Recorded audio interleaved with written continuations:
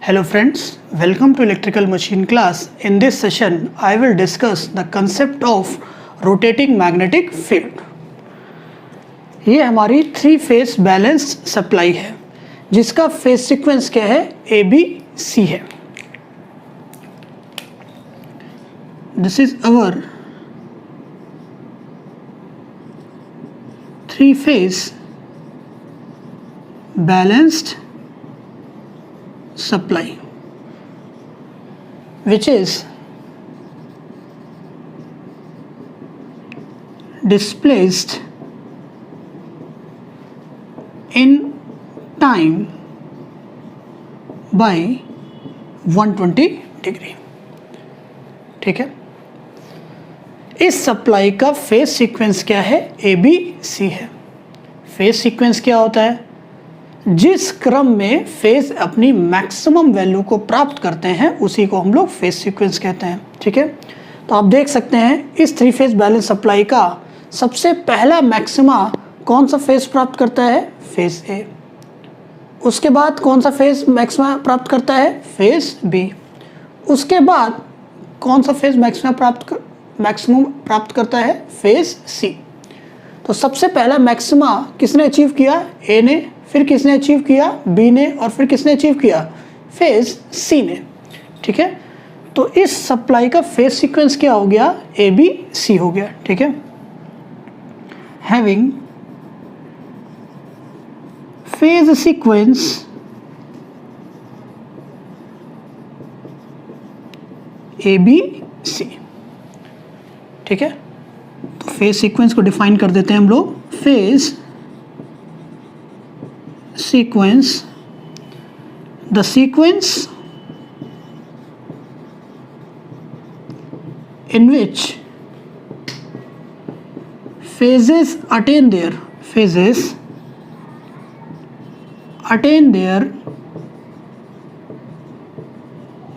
maximum value.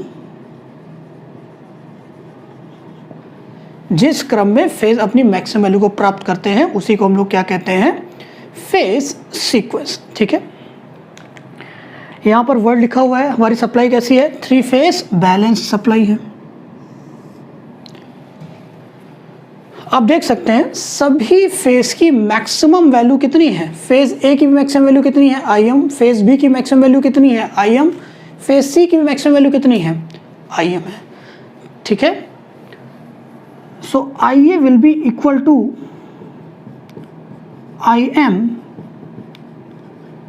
sin omega t, IB equal to IM sin omega T minus 120 degree. IC will be equal to IM sin omega T minus 240 degree, या फिर इसे हम लोग कैसे लिख सकते हैं, IM sin omega T plus 120 degree.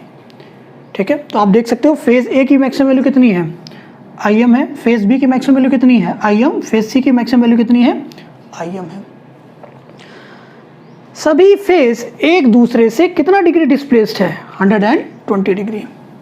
कितना डिस्प्लेस्ड है, 120 डिग्री. सभी फेज की फ्रीक्वेंसी भी क्या है, सेम है. तो बैलेंस सप्लाई का मतलब क्या हो गया, सभी फेज की मैक्सिमम वैल्यू कितनी है, IM है. सभी फेज की फ्रीक्वेंसी कितनी है, ओमेगा है. और सभी फेज एक दूसरे से 120 डिग्री क्या है, डिस्प्लेस्ड है. अगर हमारी सप्लाई क्या होती है, बैलेंस्ड होती है. अगर हमारी सप्लाई क्या होती है, बैलेंस्ड, तो किसी भी इंस्टेंट पर तीनों फेज करंट का समेशन क्या होगा, 0 होगा. ठीक है, बैलेंस सप्लाई का मतलब क्या, अगर हम बात करें,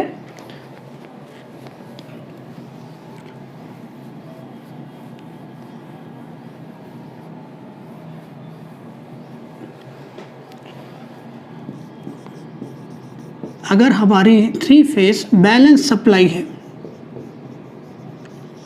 तो किसी भी इंस्टेंट पर, एट एनी इंस्टेंट, किसी भी इंस्टेंट पर तीनों फेज की करंट का समेशन कितना होगा?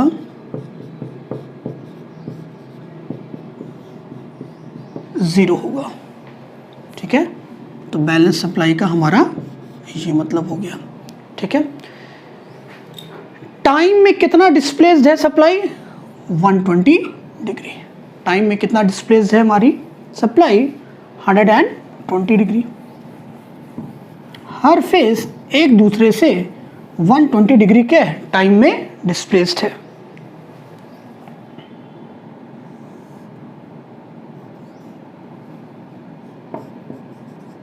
This will B IA, this will be IB, this will be IC. Okay, कितने का डिफरेंस है? 120 डिग्री। कितने का डिफरेंस है? 120। कितने का डिफरेंस है? 120 डिग्री का फेस डिस्प्लेसमेंट है। ठीक है,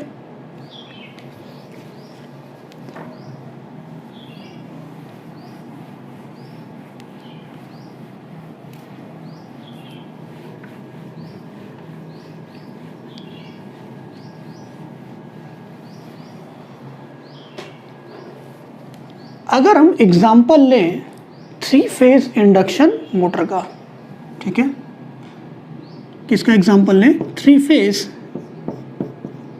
इंडक्शन मोटर का।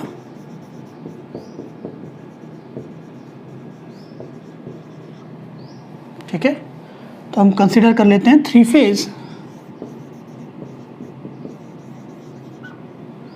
Induction motor. ठीक है,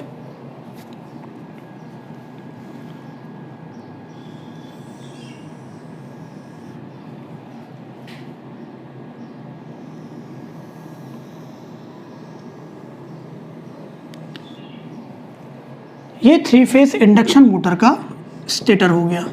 अभी हम सिर्फ स्टेटर की बात कर रहे हैं। ये 3 फेज इंडक्शन मोटर का स्टेटर हो गया। ठीक है, 3 फेज इंडक्शन मोटर के स्टेटर पे 3 फेज बैलेंस्ड वाइंडिंग होती है। ठीक है, स्टेटर पे कैसी वाइंडिंग है? 3 फेज बैलेंस्ड वाइंडिंग।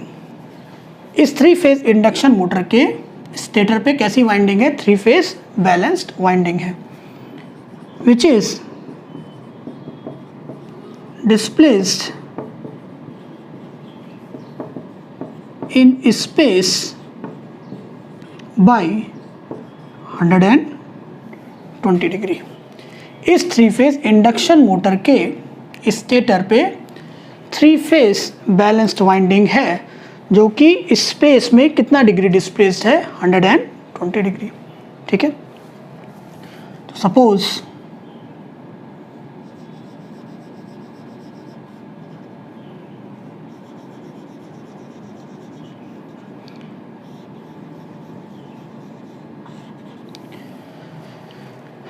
ये हमारी क्या हो गई? 3 phase balanced winding. 3 phase balanced winding. ठीक है, तो ये क्या हो गया हमारा? ए, ये हो गया A डैश, ये B हो गया, ये B डैश हो गया, ये C हो गया, और ये क्या हो गया? C डैश हो गया। ठीक है, अगर हम बात करें, किसी भी कॉइल की 2 साइड होती है। ठीक है, किसी भी कॉइल की 2 कॉइल साइड होती है। ठीक है, देख लेते हैं, बात करते हैं।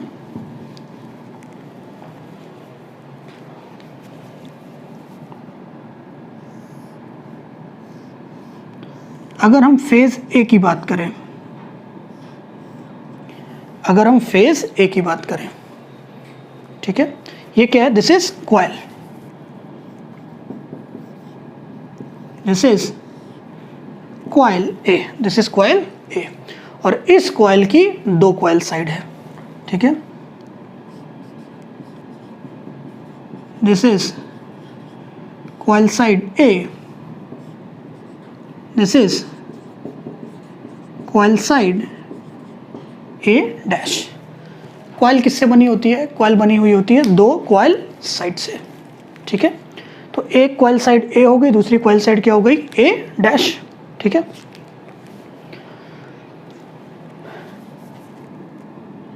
यहां से करंट क्या होगी? इन होगी। यहां से करंट क्या होगी? इन होगी। और यहां से करंट क्या होगी? आउट होगी। तो एक कॉइल साइड से करंट क्या होती है? इन, और दूसरे कॉइल साइड से करंट क्या होती है? आउट होती है, ठीक है। तो ये क्या हो गया? ए डैश, और ये क्या हो गया? ए हो गया, ठीक है।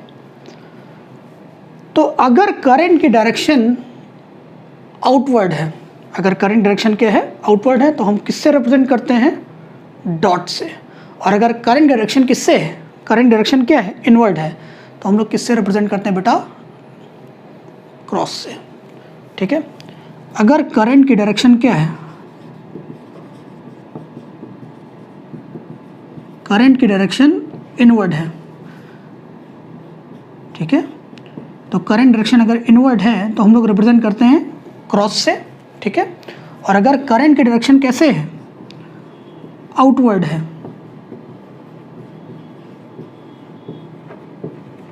तो इसे हम लोग रिप्रेजेंट करते हैं डॉट से, ठीक है। तो आप देख सकते हो इस कॉइल में ए डैश से करंट क्या हो रही है? इन हो रही है। करंट क्या हो रही है? इन हो रही है। तो ए डैश से करंट इन हो रही है, तो इसे हम लोग रिप्रेजेंट करेंगे किससे? क्रॉस से। और ए से करंट क्या हो रही है? आउट, तो इसे हम लोग रिप्रेजेंट करेंगे किससे? डॉट से, ठीक है। ये हमारा क्या हो गया? कॉइल साइड ए, और ये क्या हो गया? कॉइल साइड ए डैश। सिमिलरली कॉइल बी के लिए और कॉइल सी के लिए, ठीक है।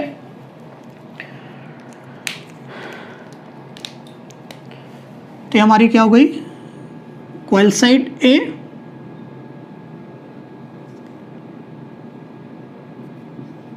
और ये कॉइल साइड हमारी क्या हो गई? ए डैश। ए डैश से करंट क्या हो रही है? इन हो रही है, तो किससे रिप्रेजेंट करेंगे? क्रॉस से। ए से करंट क्या हो रही है? आउट, तो किससे रिप्रेजेंट करेंगे? डॉट से। सिमिलरली कॉइल बी और कॉइल सी के लिए भी, बी, और ये क्या हो गया हमारा? B dash. ये कॉइल सी हो गया, और ये क्या हो गया? ये कॉइल साइड सी, और ये क्या हो गया? कॉइल साइड सी डैश, ठीक है। सी से करंट आउट हो रही है और सी डैश से करंट क्या हो रही है? इन हो रही है। तो ये हमारी क्या हो गई बेटा? Three phase balanced supply. जब हमने थ्री फेज इंडक्शन मोटर के स्टेटर पे, और स्टेटर कैसा है? स्टेटर पे हमने क्या कर रखा है? थ्री फेज बैलेंस्ड वाइंडिंग कर रखा है। स्टेटर पे क्या कर रखा है हमने? थ्री फेज बैलेंस्ड वाइंडिंग, और उस पर हमने क्या अप्लाई किया? थ्री फेज बैलेंस्ड सप्लाई जब हमने क्या किया? अप्लाई किया, ठीक है। तो हम बात करते हैं इस पर।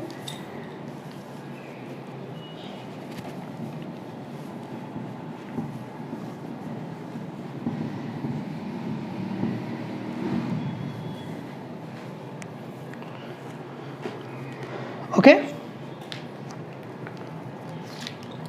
when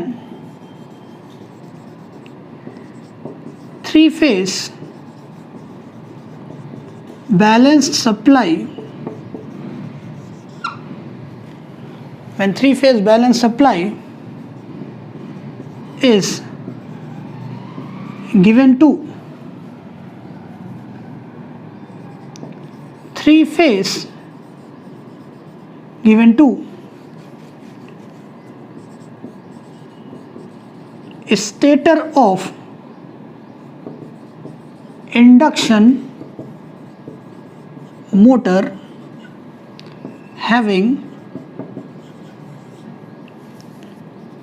three phase balanced winding, जब हमने इंडक्शन मोटर के स्टेटर पर, और स्टेटर पे कैसी वाइंडिंग है, बैलेंस्ड वाइंडिंग है, 3 फेज बैलेंस्ड वाइंडिंग है।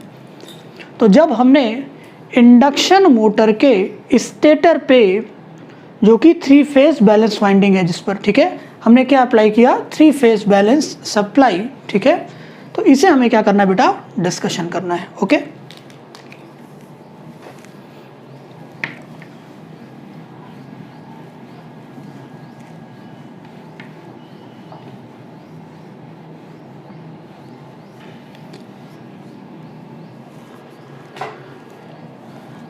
तो ये हमारा क्या हो गया, फेज ए, ये क्या हो गया, फेज बी, और ये क्या हो गया हमारा, फेज सी। ओके, आप सभी जानते हैं MMF is equal to NI, MMF is equal to NI, ठीक है। MMF is directly proportional to current, MMF is directly proportional to current, ठीक है। हम जानते हैं, और क्या जानते हैं, फ्लक्स, फ्लक्स किस पर डिपेंड करता है, MMF पर। फ्लक्स क्या होता है, MMF divided by reluctance. Flux क्या होता है, MMF डिवाइड बाय रिलक्टेंस। इसका मतलब flux will be proportional to MMF। Flux किस पर डिपेंड करता है, MMF पर। फ्लक्स डिपेंड करता है MMF पर, और MMF किस पर डिपेंड करता है, करंट पर। Okay, therefore flux is proportional to MMF and MMF is proportional to current, ठीक है। तो हम लिख सकते हैं क्या, therefore flux will be proportional to what, current। Flux किस पर डिपेंड करेगा, करंट पर, ठीक है। 3 फेज बैलेंस्ड वाइंडिंग का मतलब क्या है, सभी फेज में जो नंबर ऑफ टर्न्स होगा वो क्या होगा, इक्वल होगा। सभी फेज में नंबर ऑफ टर्न क्या होगा, इक्वल होगा, ठीक है। और हमारी 3 फेज बैलेंस्ड वाइंडिंग स्पेस में कितना डिस्प्लेस्ड है, 120 डिग्री।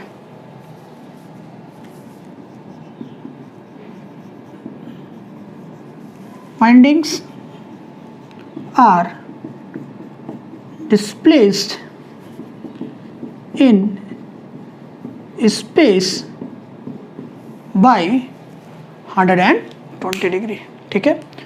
तो फ्लक्स किस पर डिपेंड कर रहा है, करंट पर, ठीक है।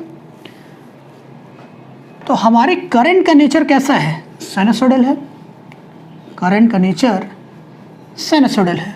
तो फ्लक्स का नेचर भी कैसा होगा, साइनसोइडल होगा।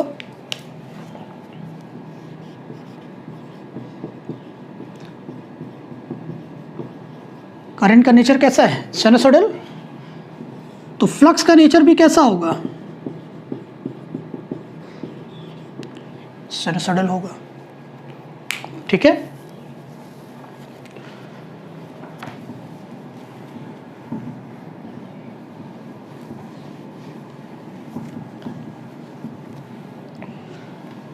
तो हमने इंडक्शन मोटर के स्टेटर पे 3 फेज बैलेंस सप्लाई जब दिया, ठीक है, तो देखते हैं क्या होगा, ठीक है।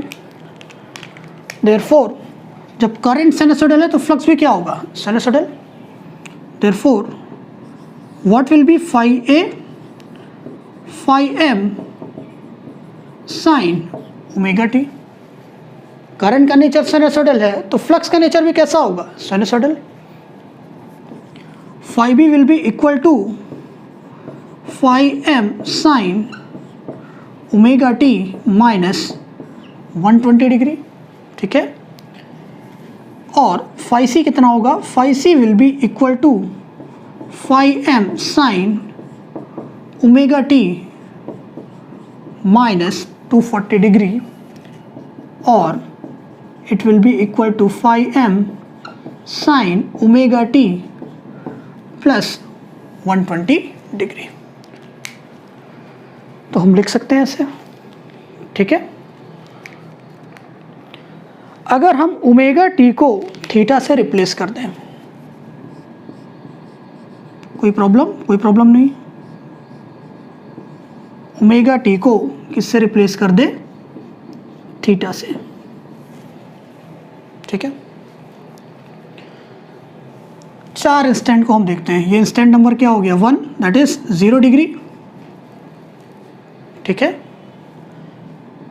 इस इंस्टेंट की बात करें तो ये इंस्टेंट हो गया 60 डिग्री, ओके। इस इंस्टेंट की बात करें तो इंस्टेंट हो गया 120 डिग्री, और ये इंस्टेंट हो गया हमारा 180 डिग्री, ठीक है। तो सिमिलरली करंट कितना डिस्प्लेस्ड है, 120 डिग्री। तो फ्लक्स भी कितना डिस्प्लेस्ड है, ये क्या हो गया हमारा फ्लक्स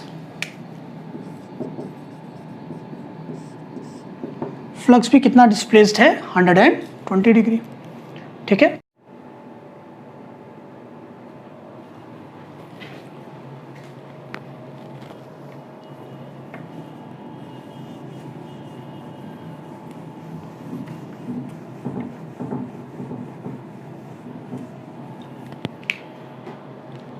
इंडक्शन मोटर को देखते हैं हम लोग, एग्जाम्पल इंडक्शन मोटर का लिया हमने, ठीक है। अभी हम लोग सिर्फ इंडक्शन मोटर के स्टेटर की बात कर रहे हैं। This is our 3 phase induction motor, ठीक है। ये इंडक्शन मोटर का क्या हो गया, स्टेटर, जिस पर 3 फेज बैलेंस्ड वाइंडिंग है, ओके। किसी भी कॉइल की 2 कॉइल साइड होती है। तो ये क्या हो गया हमारा ए, ये क्या हो गया ए डैश, ए हो गया, और ये क्या हो गया ए डैश, कॉइल ए हो गई है। कॉइल बी की बात करें तो ये कॉइल साइड बी, और ये क्या हो गया बी डैश। अब अगर हम बात करें कॉइल सी की,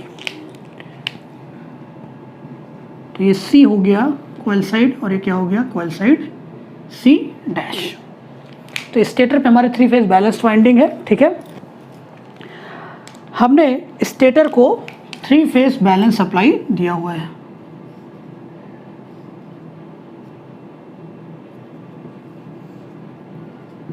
थ्री फेज बैलेंस्ड सप्लाई दिया हुआ है, ठीक है। तो हमें करंट की डायरेक्शन पता है, अगर हमें करंट की डायरेक्शन पता है तो हम फ्लक्स की direction with the help of right hand grip rule से क्या है निकाल सकते हैं। हमें करंट की डायरेक्शन पता है, हमें किसकी डायरेक्शन निकालनी है, फ्लक्स की डायरेक्शन निकालनी है। तो किसकी हेल्प से निकालते हैं हम लोग, राइट हैंड ग्रिप रूल की हेल्प से। तो right hand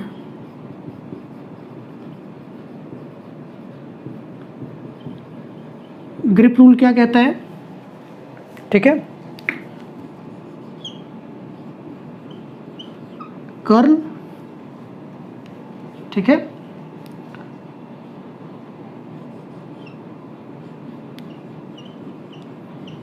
thumb, this is curl. ये 4 फिंगर को हम क्या कहते हैं, इसको अगर इसे रोटे घुमाएं तो ये क्या है, दिस इज कर्ल, ठीक है। अगर कर्ल रिप्रेजेंट करता है करंट की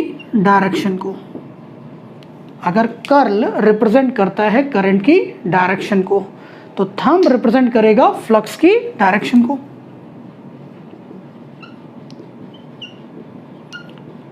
फ्लक्स डायरेक्शन। या फिर और अगर कर्ल रिप्रेजेंट करता है फ्लक्स की डायरेक्शन को, तो थंब रिप्रेजेंट करेगा करंट की डायरेक्शन को।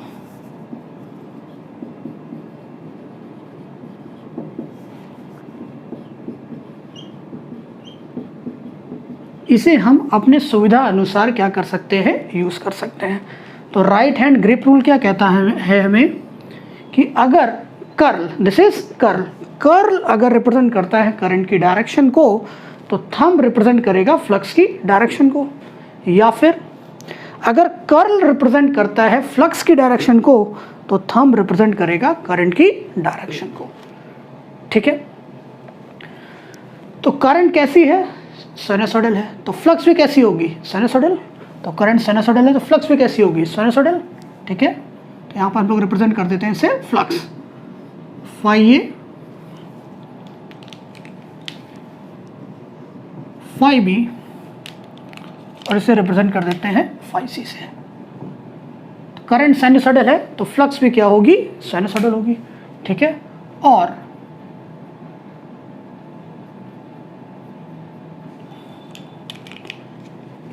ये फ्लक्स की क्या हो गई, पॉजिटिव मैक्सिमा, ये फ्लक्स का क्या हो गया, नेगेटिव मैक्सिमा। ठीक है, तो हमें करंट की डायरेक्शन पता है, हमें किसकी डायरेक्शन निकालना है, फ्लक्स की डायरेक्शन निकालना है। तो इन दोनों में से हम कोई सा भी मेथड यूज कर सकते हैं। ठीक है, तो अगर हम इसे यूज करें,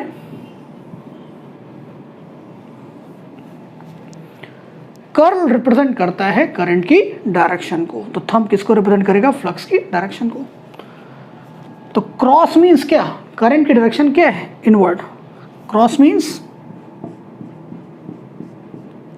करंट डायरेक्शन कैसी है, इनवर्ड है। करंट डायरेक्शन क्या है, इन हो रही है, अंदर जा रही है। और जहां पर डॉट है तो इसका मतलब करंट की डायरेक्शन क्या है, आउटवर्ड है। जहां पर क्रॉस लगा है वहां से करंट क्या कर रही है, इन मतलब अंदर, और जहां डॉट है वहां से करंट क्या हो रही है, बाहर निकल रही है। इन मीन्स अंदर और आउट मीन्स बाहर। ठीक है, तो अगर क्रॉस है तो करंट की डायरेक्शन क्या है, अंदर की तरफ है, और अगर डॉट है तो करंट डायरेक्शन कैसी है, बाहर के तरफ है। ठीक है, तो हम किसका यूज करेंगे, राइट हैंड ग्रिप रूल का। ओके, तो आइए देखते हैं। अगर हम फेज ए की बात करें, तो कॉइल साइड ए डैश से करंट क्या हो रही है, इन हो रही है, और ए से करंट क्या हो रही है, बाहर निकल रही है। ए डैश पे क्या है, क्रॉस मतलब करंट डायरेक्शन क्या है, इनवर्ड, और ए पे क्या है, डॉट, तो करंट क्या आ रही है, बाहर निकल रही है। ठीक है, तो अप्लाई करते चाहिए तो इसे यूज करिए या फिर इसे यूज करिए आप। ठीक है, तो हम इसे यूज करते हैं, कर्ल, दिस इज कर्ल। तो ए डैश से करंट क्या हो रही है, इन हो रही है। ए डैश से करंट इन हो रही है, और ए से करंट क्या हो रही है, आउट हो रही है। ए डैश से करंट इन हो रही है और ए से करंट क्या हो रही है, आउट। तो thumb will represent the direction of flux. Thumb किसको रिप्रेजेंट करेगा, डायरेक्शन ऑफ फ्लक्स को। ठीक है, तो ए डैश से करंट इन, ए से करंट आउट, तो थंब किसको रिप्रेजेंट करेगा, फ्लक्स की डायरेक्शन को। ठीक है,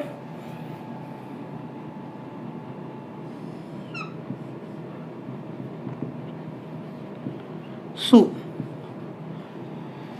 this will be magnetic axis of phase A. ये क्या हो गया, फाई हो गया। ठीक है, अब इसी रूल को हमें फेज बी के लिए अप्लाई करना है। ओके, तो बी पर क्या लगा हुआ है, डॉट से करंट क्या होती है, बाहर की तरफ आती है, और बी डैश पे क्या लगा हुआ है, क्रॉस से करंट कहाँ आती है, बाहर आती है। ठीक है, तो अप्लाई करते हैं right hand grip rule. Okay, this is curl, curl किसे रिप्रेजेंट कर रहा है? करंट की डायरेक्शन को। तो बी डैश से करंट क्या हो रही है? इन, और बी से करंट क्या हो रही है? आउट। बी डैश से करंट इन और बी से करंट आउट। तो thumb will represent the direction of flux. B dash से करंट इन, बी से करंट आउट, तो थंब किधर है? ऐसे। तो ये रिप्रेजेंट करेगा फ्लक्स की डायरेक्शन को। Okay, so this will be magnetic axis of phase B. Okay, similarly इसी रूल को हम लोग फेज सी के लिए अप्लाई करेंगे। ठीक है, तो सी डैश पे क्या है? क्रॉस से करंट क्या होती है? इन, और सी पर क्या है? डॉट, तो करंट क्या होगी? आउट। तो कर्ल किसको रिप्रेजेंट करता है? रिप्रेजेंट कर रहा है करंट की डायरेक्शन को। तो सी डैश से करंट इन, सी से करंट क्या है? आउट। सी डैश से करंट इन कर रही है और सी से करंट क्या कर रही है? आउट। तो thumb will represent direction of flux. तो ये मैग्नेटिक एक्सिस हमारी हो गई फेज सी की। ओके,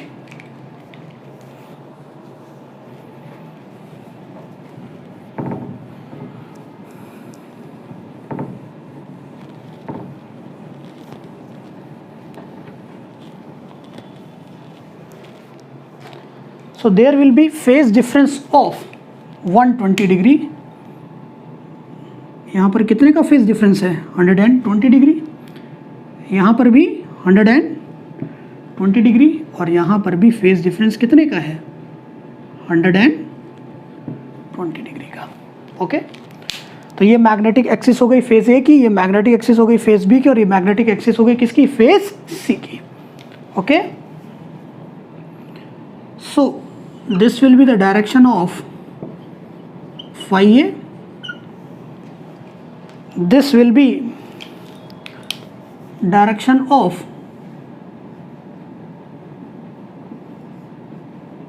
phi b, ठीक है, and this will be the direction of phi c। और फेज डिफरेंस कितना है बेटा? 120 डिग्री का।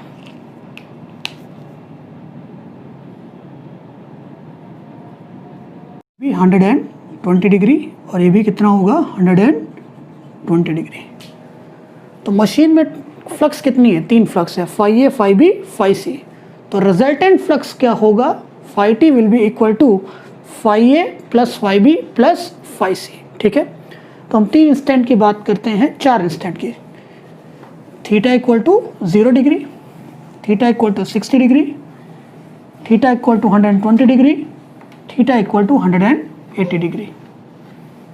ठीक है, तो अभी हमने देखा क्या कि केस 1 में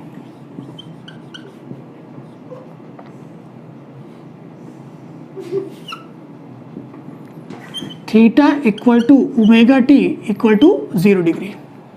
हमने क्या देखा? फाई ए की वैल्यू कितनी है? 0 है। ठीक है, फाई बी की वैल्यू क्या है? -0.866 फाई एम नेगेटिव है। ठीक है, और फाई सी क्या है? पॉजिटिव है, 0.866 फाई एम। ठीक है,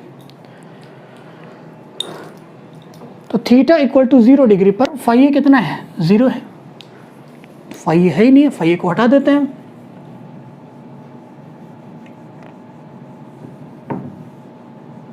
ओके,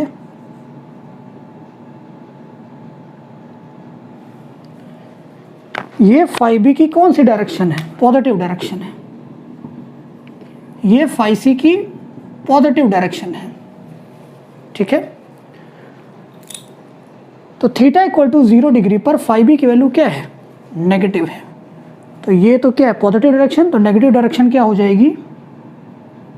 दिस वन, इसके अपोजिट। फाई बी की वैल्यू क्या हो गई? नेगेटिव इस डायरेक्शन में। ठीक है, थीटा इक्वल टू 0 डिग्री पर फाई ए क्या है? पॉजिटिव है, सॉरी फाई ए 0 है, फाई बी नेगेटिव है और फाई सी क्या है, पॉजिटिव है। ठीक है, तो इसे हम लोग रिप्रेजेंट करते हैं। So what will be resultant flux, resultant flux phi T will be equal to, phi A की वैल्यू 0 है, ठीक है, phi B plus phi C, इन दोनों का वेक्टर समेशन है। ठीक है, तो ये क्या हो गया हमारा, फाई बी जिसकी वैल्यू कितना है -0.866 फाई एम, फाई सी की वैल्यू कितना है,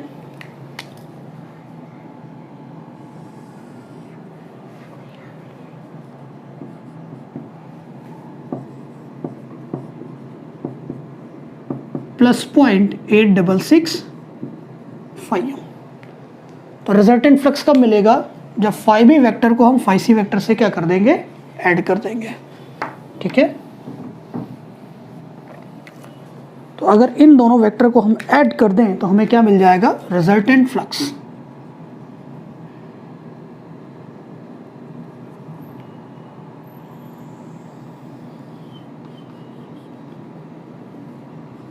So this will be resultant flux.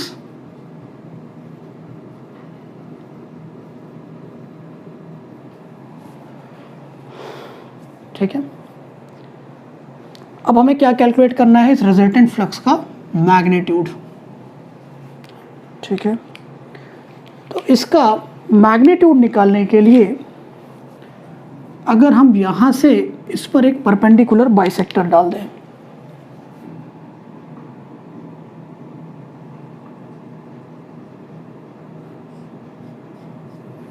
Naming कर देते हैं O P Q R S, तो P से हमने इस रिजल्टेंट फ्लक्स पर एक परपेंडिकुलर बाइसेक्टर इस तरह से डाला ताकि ये इसको दो इक्वल पार्ट में क्या कर सके, स्प्लिट कर सके। ठीक है, देखते हैं।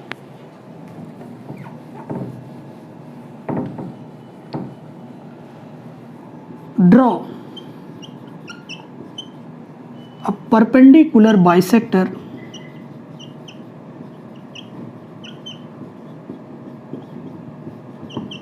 परपेंडिकुलर क्या हो गया, PS, किस पर परपेंडिकुलर बाइसेक्टर डाला, रिजल्टेंट पर, ऑन OQ वेक्टर, और OQ वेक्टर क्या है, रिजल्टेंट फ्लक्स है। सो दैट किस तरह से OS वेक्टर और OQ वेक्टर क्या हो, बराबर हो, OS वेक्टर और SQ वेक्टर क्या हो, बराबर हो। ठीक है, तो OQ वेक्टर को हम क्या लिख सकते हैं, OS vector plus SQ vector, और OQ क्या है, रिजल्टेंट फ्लक्स है,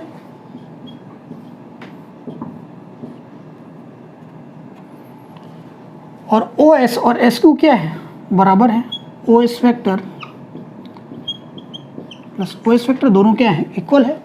ठीक है, तो किसके इक्वल हो गया, 2 टाइम्स ऑफ OS वेक्टर के। तो OS वेक्टर कितना हो गया, फाई टी बाई 2। ठीक है, सिमिलरली SQ वेक्टर भी कितना हो गया, फाई टी बाई 2। तो ये कितना हो गया, फाई टी बाई 2, ये भी कितना हो गया, फाई टी बाई 2। ये एंगल कितना है, 60 डिग्री, ये एंगल कितना है, 30 डिग्री। ओके, तो हमें क्या निकालना है, रिजल्टेंट फ्लक्स।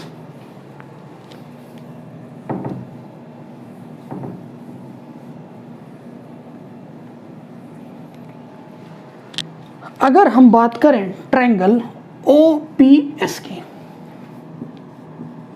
इन triangle OPS S.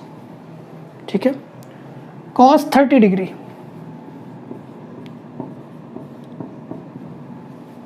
Cos theta क्या होता है, base divide by hypotenuse. O S vector divided by OP vector. OP vector क्या है, ये ओपी वेक्टर है और ये किसके इक्वल है, फाई सी के। ओपी वेक्टर किसके बराबर है, फाई सी, और फाई सी किसके बराबर है, 0.866 फाई एम के। तो ओ एस कितना है, ओ एस है फाई टी डिवाइड बाई 2, और ओपी कितना है, मैग्नीट्यूड कितना है, 0.866 फाई एम। तो हम यहाँ से क्या निकाल लेंगे, रिजल्टेंट फ्लक्स फाई टी की वैल्यू। कॉस 30 कितना होता है, √3/2,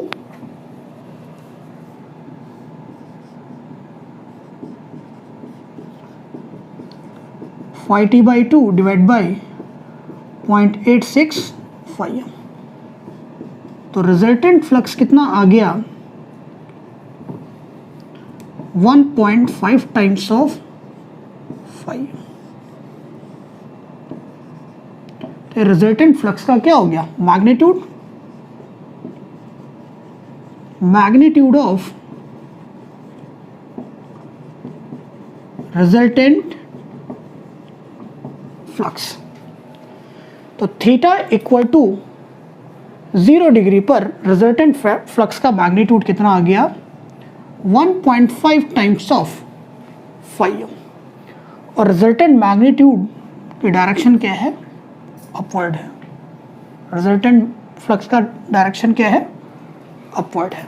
ठीक है, अब हम बात करेंगे केस 2 की। अब हम बात करेंगे केस 2 की, that is theta equal to 60 degree, theta equal to 60 degree.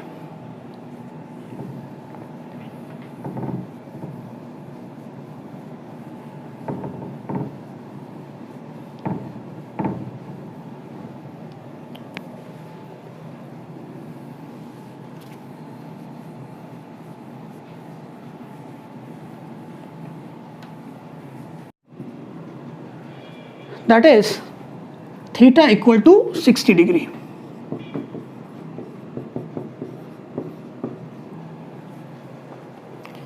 Phi A कितना है हमारा, phi M sine omega T, phi B है phi M sine omega T minus 120 degree, phi C है phi M sine omega T minus 240 degree. तो 60 degree पे हमें देखना है। ठीक है, तो साइन 60 कितना होता है, 0.866। तो फाई ए कितना आ गया, 0.866 फाई एम। इसकी वैल्यू क्या है, positive.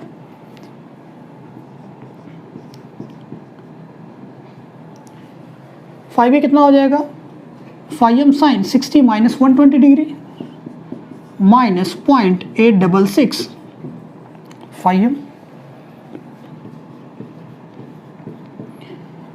60 degree. 60 minus 240 sine minus 180 degree, कितना हो गया ये, 0। ठीक है,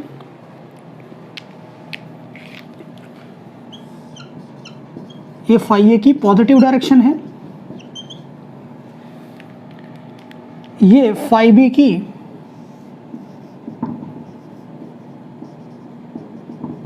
पॉजिटिव डायरेक्शन है, ये फाई सी की पॉजिटिव डायरेक्शन है।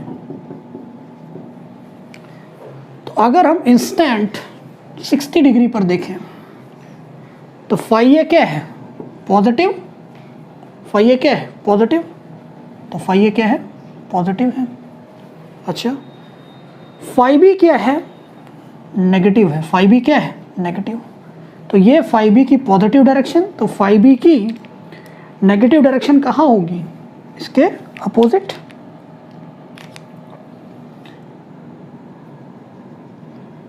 So this will be the negative direction of phi B, ठीक है। और फाई सी क्या है, 0। तो हमें फाई बी की कौन सा डायरेक्शन चाहिए, नेगेटिव, तो पॉजिटिव को हटा देते हैं। फाई सी की वैल्यू कितनी है, 0, ठीक है। तो रिजल्टेंट फ्लक्स क्या हो जाएगा, 60 डिग्री पर।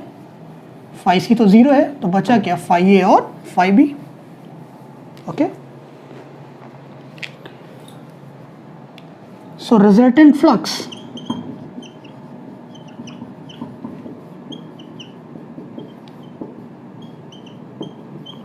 Phi A vector plus phi B vector, phi C क्या है, 0 है।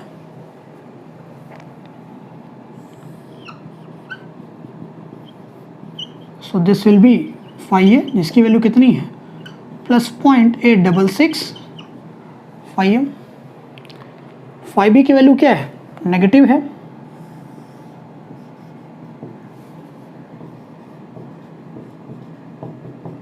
Minus 0.866 phi M.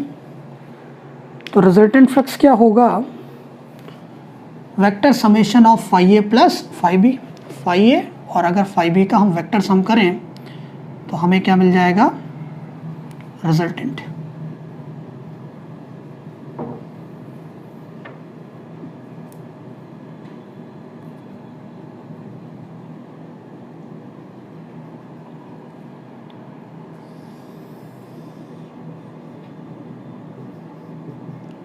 This will be resultant flux. तो सेम प्रोसेस हमें क्या करना है, फॉलो करना है, एज इन केस नंबर 1। तो हमें क्या निकालना है, फाई टी की वैल्यू। हमें क्या निकालना है, फाई टी की value.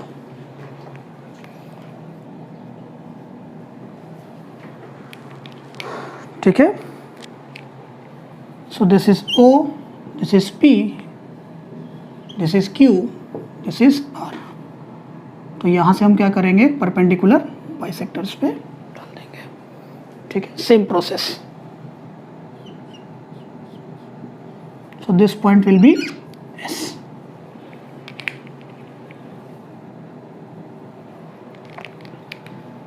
So draw a perpendicular bisector. Perpendicular bisector क्या हो गया, PS ऑन किस पर, रिजल्टेंट फ्लक्स पे, on OQ vector, so that किस तरह से कि ये पार्ट और ये पार्ट क्या हो, इक्वल हो।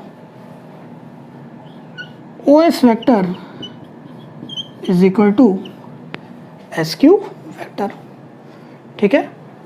तो एज इन केस 1, ठीक है, सेम प्रोसेस। तो OS कितना आ जाएगा, फाई टू बाई 2, SQ भी कितना आ जाएगा, फाई टू बाई 2, ठीक है।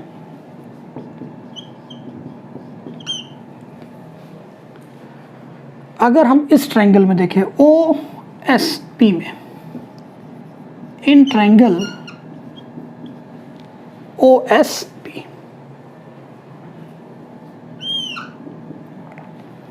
ये एंगल कितना है, 60। ये एंगल कितना हो जाएगा, 30 degree. cos 30 degree is equal to OS vector divided by OP vector, ठीक है। OS कितना है, phi T by 2। OP vector कितना है, OP क्या है, फाई है, और फाई की वैल्यू कितना है, 0.866 फाई एम। तो यहां से हम क्या कैलकुलेट कर सकते हैं, phi t, that is resultant flux. Therefore, resultant flux will be equal to 1.5 times of phi m. तो रिजल्टेंट फ्लक्स कितना आ गया? Therefore resultant flux will be equal to 1.5 times of phi m. तो ये resultant flux का magnitude हो गया. तो अगर इसकी हम कंपैरिजन करें केस 1 से, तो जितना मैग्नीट्यूड रिजल्टेंट फ्लक्स का केस 1 में है उतना ही रिजल्टेंट फ्लक्स का मैग्नीट्यूड केस 2 में भी है. तो मैग्नीट्यूड में कोई भी चेंज नहीं आया, बट रिजल्टेंट फ्लक्स क्या कर गया? 60 डिग्री क्या कर गया? रोटेट कर गया. ठीक है. केस 1 में रिजल्टेंट फ्लक्स कहां था? केस 1 में रिजल्टेंट फ्लक्स कहां पर था? यहां पर था. और केस 2 में रिजल्टेंट फ्लक्स कहां पर है? यहां पर है. तो रिजल्टेंट फ्लक्स 60 डिग्री क्या कर गया? रोटेट कर गया. लेकिन इसके मैग्नीट्यूड में कोई भी चेंज नहीं आया.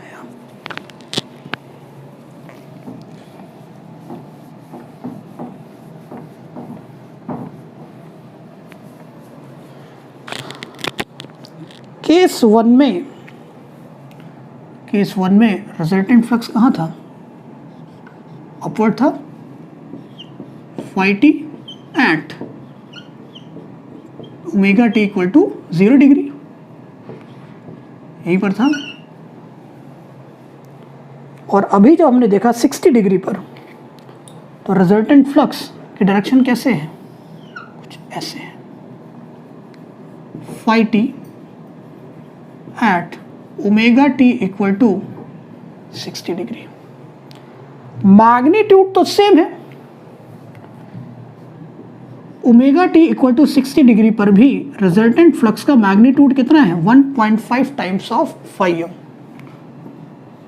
और 0 डिग्री पर भी रिजल्टेंट फ्लक्स का मैग्नीट्यूड कितना है? 1.5 टाइम्स ऑफ phi m. लेकिन रिजल्टेंट फ्लक्स क्या कर गया? क्लॉकवाइज डायरेक्शन में 60 डिग्री क्या कर गया? रोटेट कर गया. इसका मतलब रिजल्टेंट फ्लक्स क्या कर रहा है? रोटेट कर रहा है. ओके. सिमिलरली अगर हम बात करें 120 डिग्री और 180 डिग्री, सिमिलरली अगर हम बात करें केस 3 की,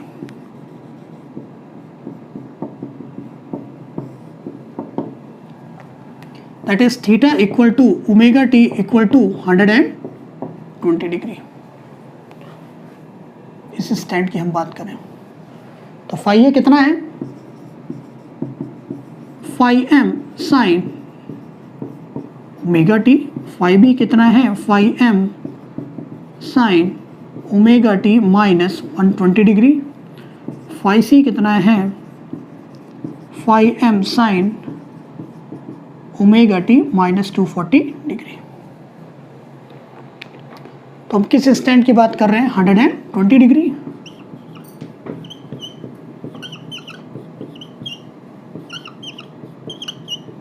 तो साइन 120 कितना होता है? प्लस 0.866. कितना हो जाएगा? 0. और ये कितना हो जाएगा? Minus 0.866 phi m. तो थीटा इक्वल टू 120 डिग्री पर phi a क्या है? पॉजिटिव है. phi b क्या है? 0. और what about phi c? phi c क्या है? नेगेटिव है.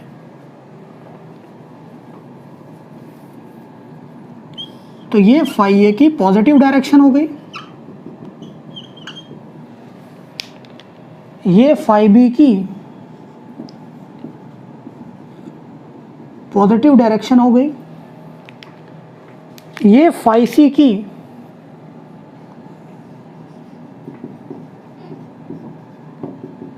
पॉजिटिव डायरेक्शन हो गई. तो phi a पॉजिटिव है, phi a क्या है? Positive. Okay. What about phi b? phi b क्या है? 0. तो phi b तो है नहीं, तो इसे क्या कर देंगे, हटा देंगे। What about phi C, phi C की क्या है, नेगेटिव वैल्यू है। ये फाई सी की पॉजिटिव डायरेक्शन है, तो फाई सी की नेगेटिव डायरेक्शन क्या होगी बेटा, कुछ ऐसे। ये फाई सी की नेगेटिव डायरेक्शन है। So what will be resultant flux at theta equal to 120 degree हमें कैलकुलेट करना है।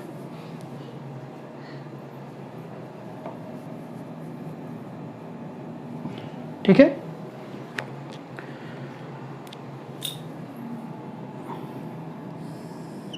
तो ये क्या हो गया, फाई है, इसकी वैल्यू कितना है, 0.866 फाई है।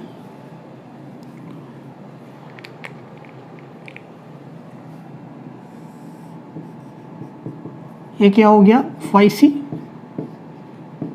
इसकी वैल्यू कितनी, -0.866 phi M.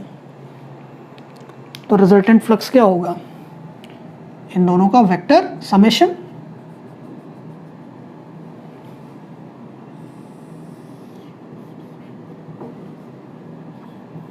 This will be resultant flux. तो किसके इक्वल होगा, phi A vector plus phi c vector. Phi B की वैल्यू कितना है, 0 है। ये पूरा एंगल कितना है, 60, तो ये एंगल कितना होगा, 30 degree. This is O, this is P, this is Q, this is R। Same procedure follow करना है जैसे कि हमने केस 1 और केस 2 में किया है। तो यहां से हम क्या कर देंगे, इस पर एक परपेंडिकुलर बाइसेक्टर, ठीक है। हमें निकालना क्या है, इस रिजल्टेंट फ्लक्स की वैल्यू, ओके। तो कितना हो जाएगा, phi T by 2, phi T by 2। Same procedure. तो in triangle OPS cos 30 degree is equal to OS vector divided by OP vector. तो OS वेक्टर कितना है, फाई टी बाई 2 है, और OP वेक्टर किसके बराबर है, फाई, और फाई की वैल्यू कितना है, 0.866 फाई एम। तो यहां से हम क्या निकाल सकते हैं, फाई टी। तो फाई टी कितना आ गया, 1.5 टाइम्स ऑफ फाई एम। तो क्या रिजल्टेंट फ्लक्स के मैग्नीट्यूड में कोई भी चेंज आ रहा है क्या, नहीं। अगर हम डिफरेंट इंस्टेंट पर देखें तो रिजल्टेंट फ्लक्स के मैग्नीट्यूड में कोई भी चेंज नहीं आ रहा है।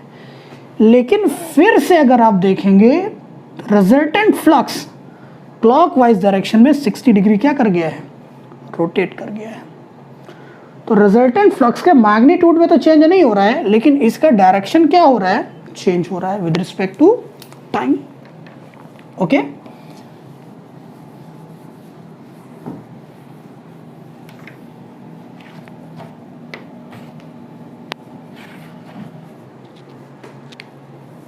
तो resultant flux theta equal to 0 पे कहां पर था, ये resultant flux at omega T equal to 0 degree.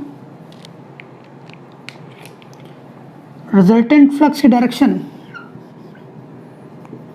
Phi T at omega T equal to 60 degree पर यहां पर था। और अभी हमने देखा रिजल्टेंट फ्लक्स की डायरेक्शन कैसे है, ऐसे।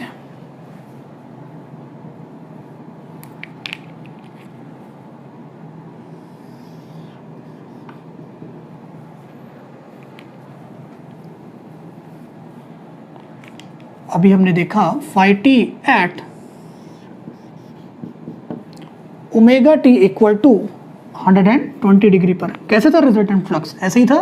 देखिए कॉपी में, phi T at omega T equal to 120 degree. तो रिजल्टेंट फ्लक्स कितना मूव कर गया, 60 डिग्री। किस डायरेक्शन में, क्लॉकवाइज डायरेक्शन में। लेकिन रिजल्टेंट फ्लक्स का जो मैग्नीट्यूड है ये क्या है, कांस्टेंट है। इसके मैग्नीट्यूड में कोई भी चेंज नहीं हो रहा है।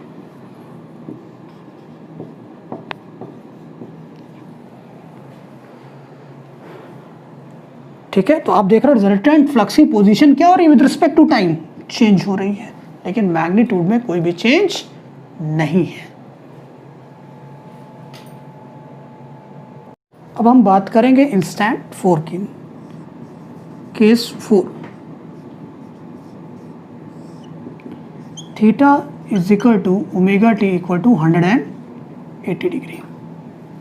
ओके, तो फाई ए क्या है हमारा,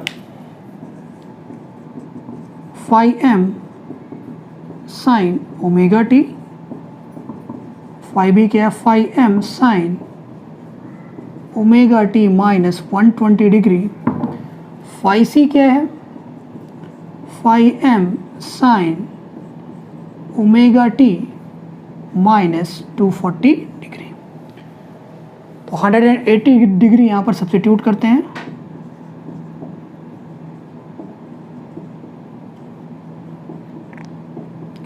तो साइन 180 कितना हो जाएगा, 0। 180 माइनस 20 कितना हो गया ये, प्लस 0.866 फाई एम, ये कितना हो गया, माइनस 0.866 फाई एम। तो थीटा इक्वल टू 180 डिग्री पर फाई ए की वैल्यू क्या है, 0, फाई बी क्या है, पॉजिटिव, और फाई सी क्या है, नेगेटिव है। ओके, सेम प्रोसीजर फॉलो करना है।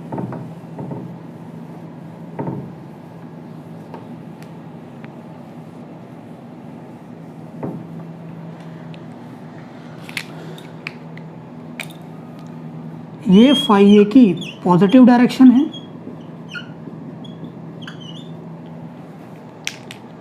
ये फाई बी की पॉजिटिव डायरेक्शन है,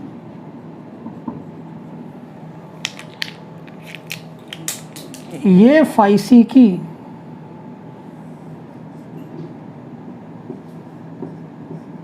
पॉजिटिव डायरेक्शन है।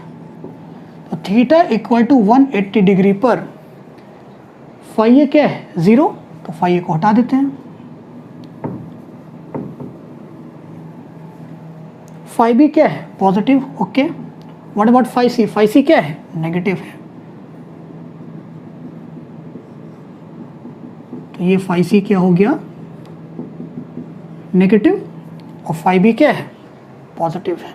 ओके, तो हमें क्या निकालना है, रिजल्टेंट फ्लक्स। तो फाई सी की पॉजिटिव वैल्यू को हटा दीजिए, बचा क्या, नेगेटिव वैल्यू। हमें क्या निकालना है, resultant flux. Same procedure as in case 1, 2, 3।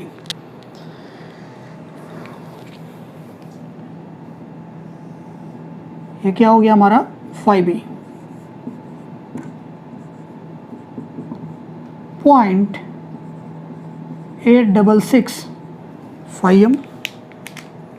What about phi C,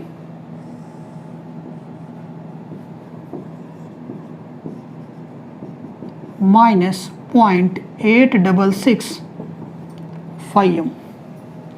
okay, तो रिजल्टेंट फ्लक्स क्या हो जाएगा, phi B vector plus phi c vector.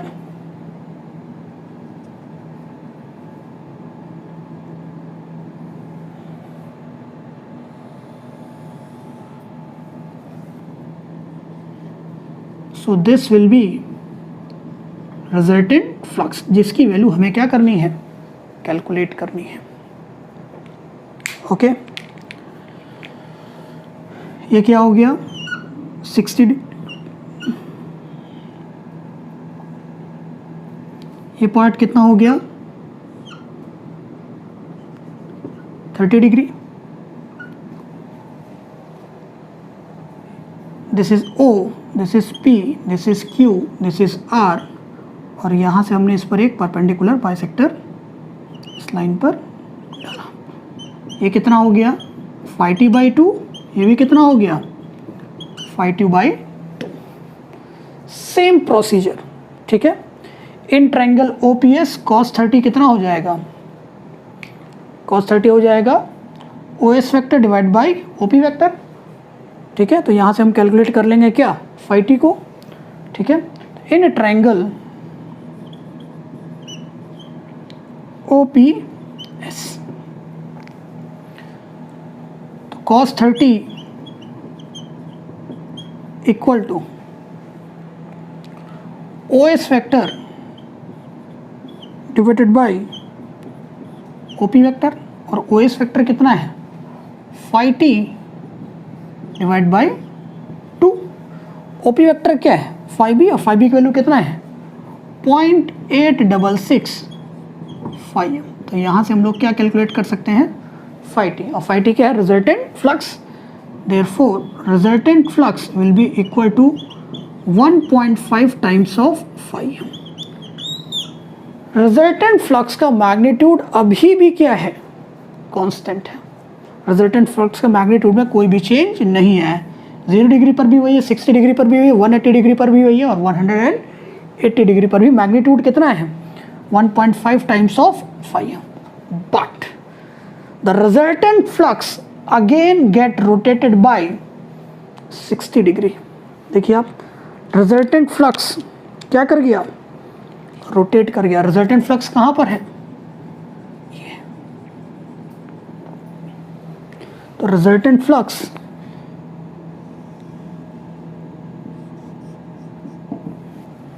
फिर से क्या कर गया? 60 डिग्री रोटेट कर गया।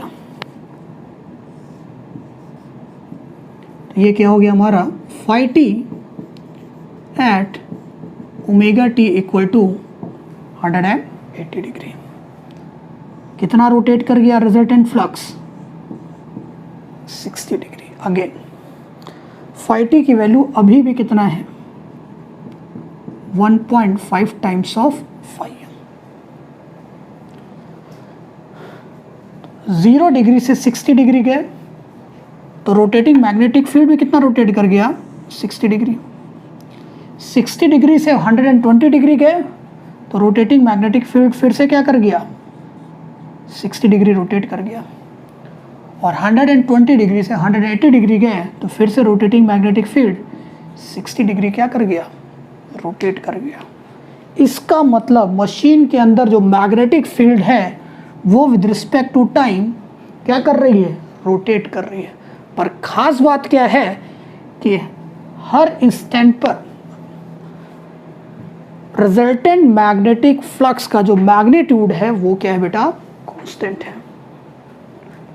ओके,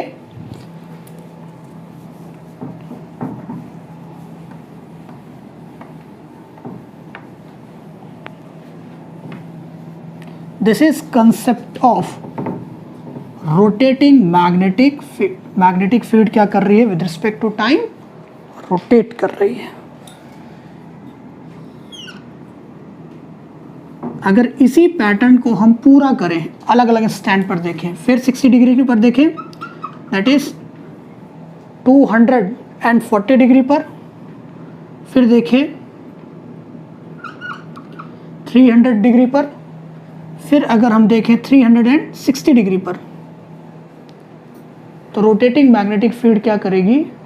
रोटेट करेगी। कैसे रोटेट कर रही है? क्लॉकवाइज डायरेक्शन में, ठीक है। तो अगर हम डिफरेंट इंस्टेंट पर देखें, ठीक है, ये कहाँ पर था? phi t at omega t equal to 0 degree.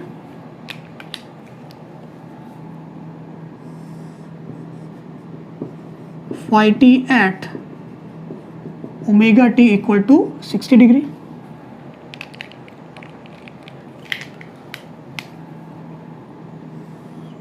phi t at omega t equal to 120 degree. Resultant flux क्या कर रहा है? रोटेट कर रहा है। अभी हमने देखा phi t at omega t equal to 180 degree, 60 degree, 0 degree से 60 डिग्री गए, टाइम में कितना हुआ 60 डिग्री, तो रोटेटिंग मैग्नेटिक फील्ड में कितना रोटेट कर गया 60 डिग्री। 60 से 120 गए तो फिर से रोटेटिंग मैग्नेटिक फील्ड कितना रोटेट कर गया 60 डिग्री। 120 से 180 गए तो रोटेटिंग मैग्नेटिक फील्ड फिर से रोटेट कर गया कितना डिग्री 60 डिग्री। ठीक है,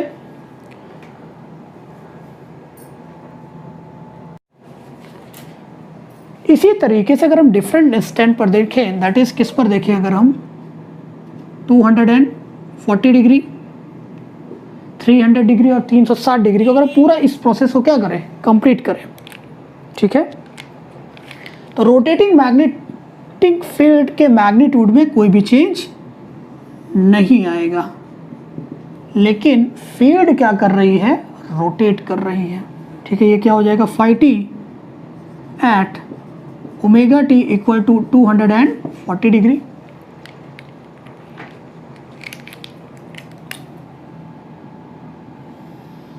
ये क्या हो जाएगा resultant flux phi t at omega t equal to 300 degree. और फिर से आगे की अगर बात करें 360 डिग्री पर, तो फील्ड जहां से चली थी वहां पर वापस पहुंच गई। ठीक है, 60 डिग्री, 60 डिग्री, 60 डिग्री। हर इंस्टेंट पर रोटेटिंग मैग्नेटिक फील्ड का मैग्नीट्यूड क्या है बेटा सेम है, इसमें कोई भी चेंज नहीं है, लेकिन फील्ड जो है मैग्नेटिक फील्ड जो है वो विद रिस्पेक्ट टू टाइम क्या कर रही है रोटेट कर रही है। मैग्नीट्यूड क्या है सेम है।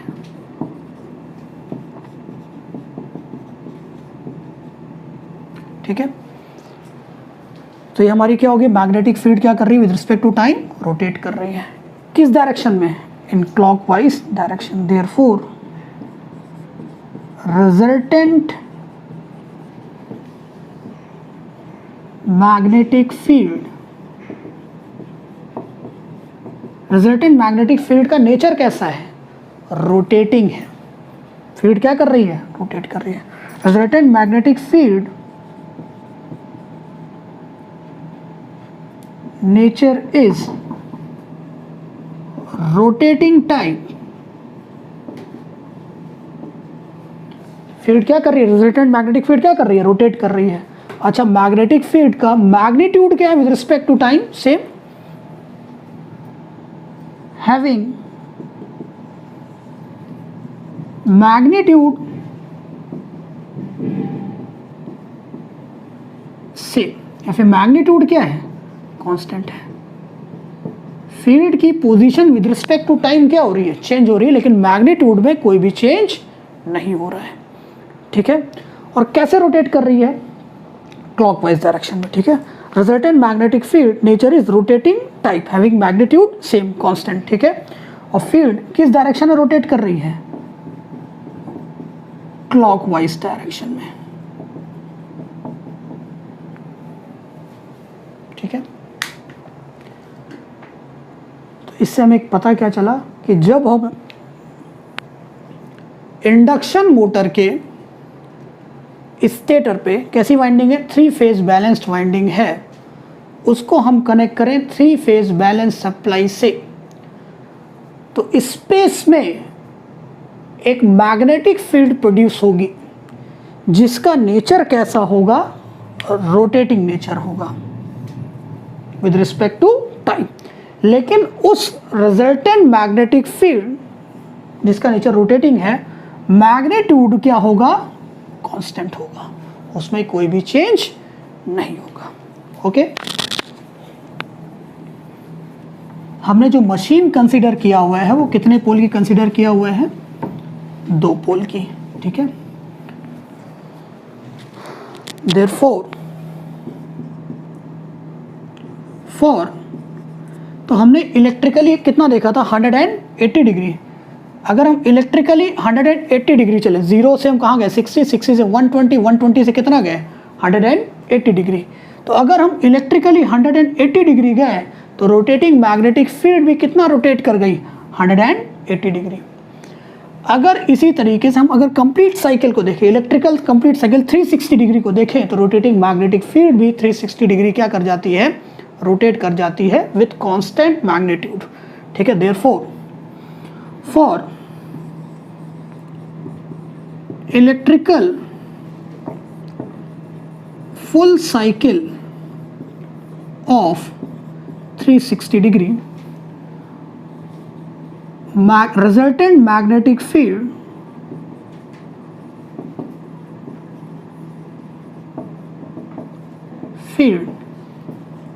will also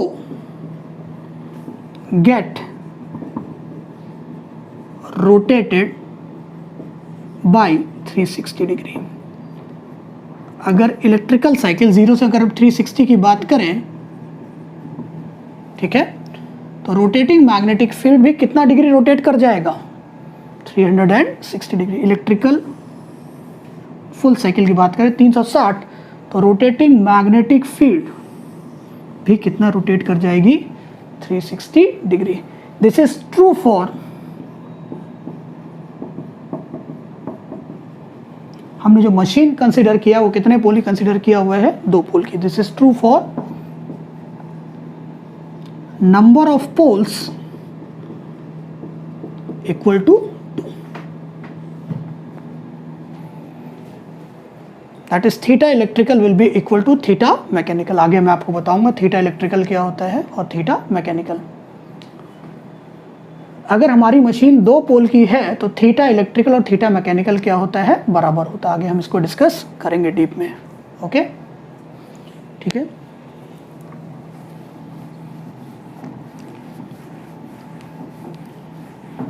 so this is concept of rotating magnetic field. Therefore if 3-phase balanced supply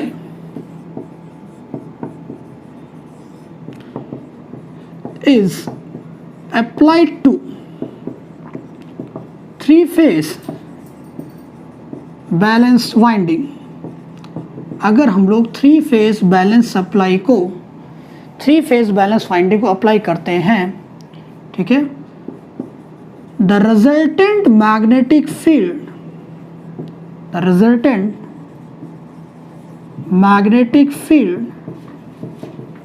will be of rotating in nature। resultant magnetic field कैसी होगी, rotating होगी, that is rotating magnetic field। ठीक है, rotating magnetic field RMF, rotating magnetic field. ठीक है, having constant magnitude.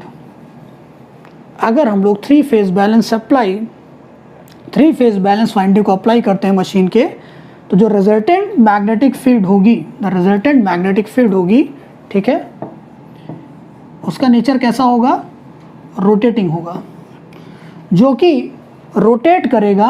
ठीक है, इसका मैग्नीट्यूड क्या होगा, कांस्टेंट होगा, हैविंग कांस्टेंट मैग्नीट्यूड। इस रोटेटिंग मैग्नेटिक फील्ड की जो स्पीड होती है उसे हम लोग बोलते हैं synchronous speed.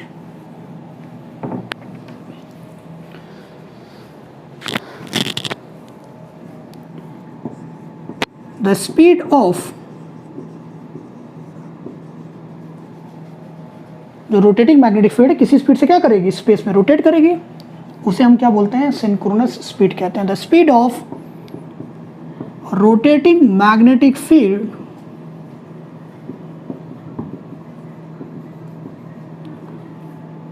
called called as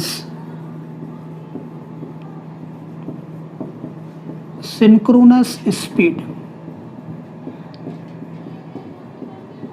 इसे हम डिनोट करते हैं ns से। तो जो रिजल्टेंट मैग्नेटिक फील्ड है वो जिस स्पीड से रोटेट करती है उसे हम लोग क्या बोलते हैं, synchronous speed. ns is equal to 120 f/p, जहां पर f क्या है, फ्रीक्वेंसी है सप्लाई की, फ्रीक्वेंसी ऑफ सप्लाई है, और p क्या है, नंबर ऑफ पोल्स।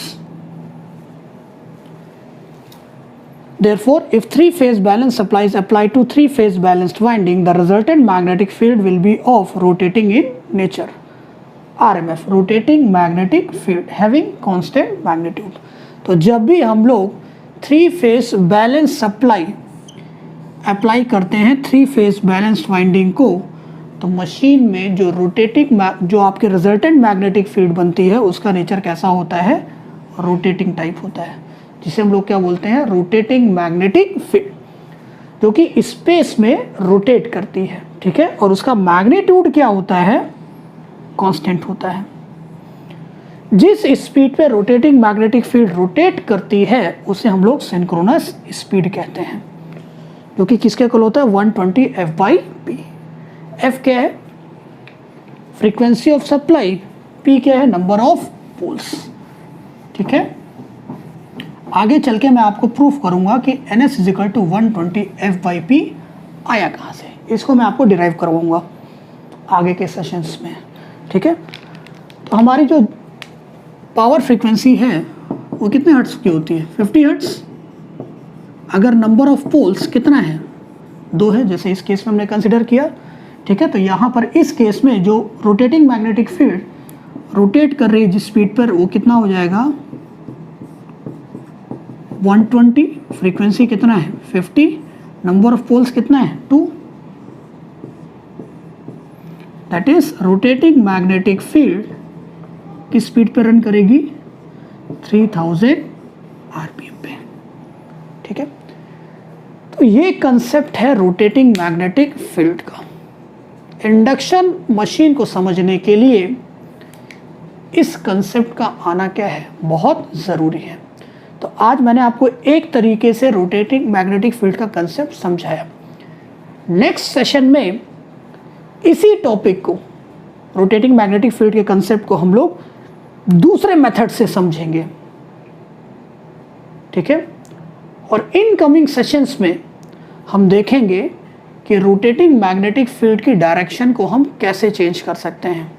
आज के सेशन में कैसे रोटेटिंग मैग्नेटिक फील्ड रोटेट कर रही है, क्लॉकवाइज, ठीक है।